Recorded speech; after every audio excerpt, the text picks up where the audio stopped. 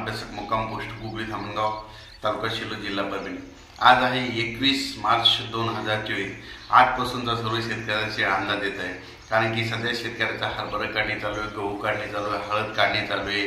त्याच्यानंतर म्हणजे बरेच सगळ्यांचं पीक आता सगळे काढणी झालेले आहे, ज्वारी देखील काढणी चालू आहे। सर्व शेतकऱ्यांसाठी आनंदाची बातमी, जवळपास आता म्हणजे 21 मार्चपासून तर 30 मार्चपर्यंत हवामान कोरडं राहणार आहे, पाऊस काही येणार नाही म्हणून हा अंदाज लक्षात घ्यायचा।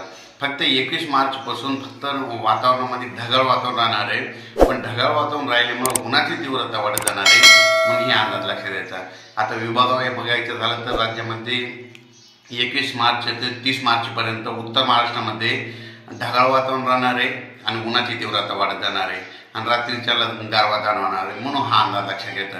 त्याच्यानंतर पश्चिम महाराष्ट्रात देखील 29 मार्चपर्यंत हवामान कोरडं राहणार आहे, तर पण रात्रीच्या थंडीचा गारवा जाणवणार आहे, दिवसा ऊन तापणार आहे म्हणून हे अंदाज लक्षात घेतात। त्याच्यानंतर मराठवाड्यात देखील 29 मार्चपर्यंत हवामान कोरडं राहणार आहे, पाऊस काही येणार नाही, त्याच्यामुळे काही चिंता करायची गरज नाही।